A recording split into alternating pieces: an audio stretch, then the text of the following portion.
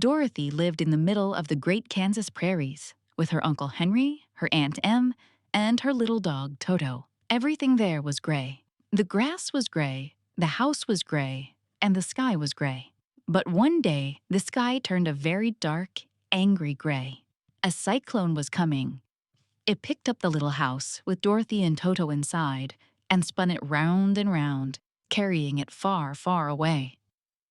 The house landed with a gentle bump in a land of marvelous color. Small, cheerful people in blue outfits came to greet her. They were the Munchkins. A beautiful woman in a flowing white gown appeared. "I am the Good Witch of the North," she said. "Your house has landed on the Wicked Witch of the East and set the Munchkins free." All that was left of the Wicked Witch was a pair of sparkling silver shoes, which magically appeared on Dorothy's feet. "How do I get home?" asked Dorothy. "You must go to the Emerald City and ask the Great Wizard of Oz," the witch advised. "Just follow the yellow brick road." So Dorothy and Toto set off. Soon she saw a scarecrow stuffed with straw hanging from a pole in a cornfield. "If only I had a brain," he sighed.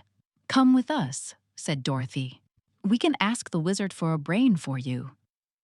As they walked through a deep forest, they heard a groaning sound.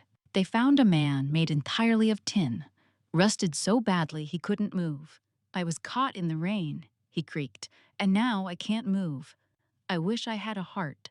Dorothy found his oil can and carefully oiled his joints until he could move again. He was so grateful that he decided to join them to ask the wizard for a heart.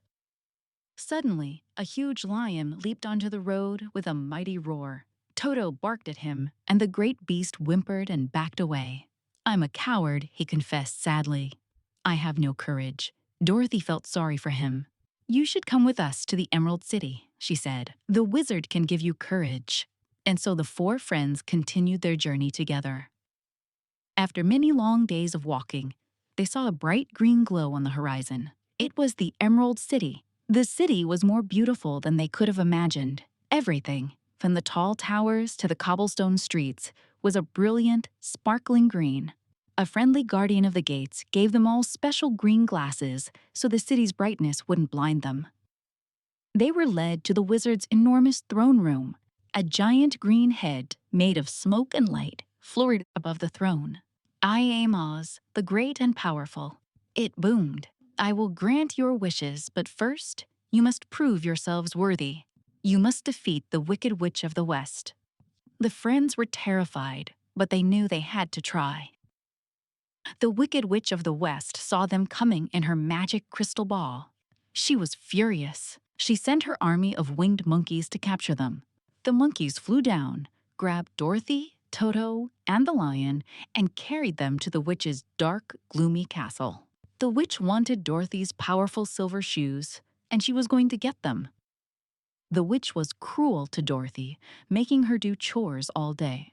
One day, the witch tricked Dorothy and snatched one of the silver shoes.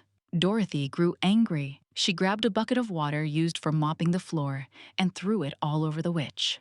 "Arg!" the witch shrieked. "Look what you've done. I'm melting, melting." And she dissolved into a brown, bubbly puddle on the floor. The friends returned to the Emerald City as heroes. But when they entered the throne room, Toto accidentally knocked over a screen in the corner. Behind it was a small, bald-headed old man, pulling levers and speaking into a microphone. "Pay no attention to that man behind the screen," he cried. "The Great Wizard of Oz was just an ordinary man." The man felt terrible for tricking them. "But I can still help you," he said.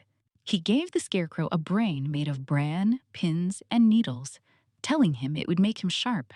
He placed a lovely silk heart inside the Tin Woodman, and he had the lion drink a green liquid, which he called courage.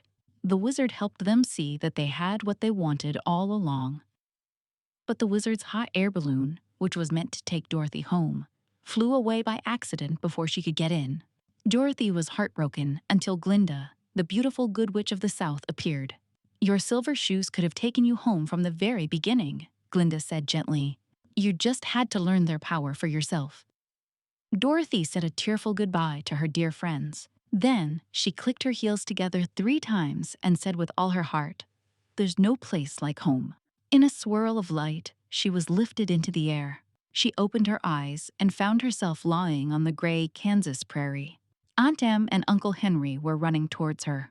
She was home, and she knew that no matter where her adventures took her, there was truly no place like it.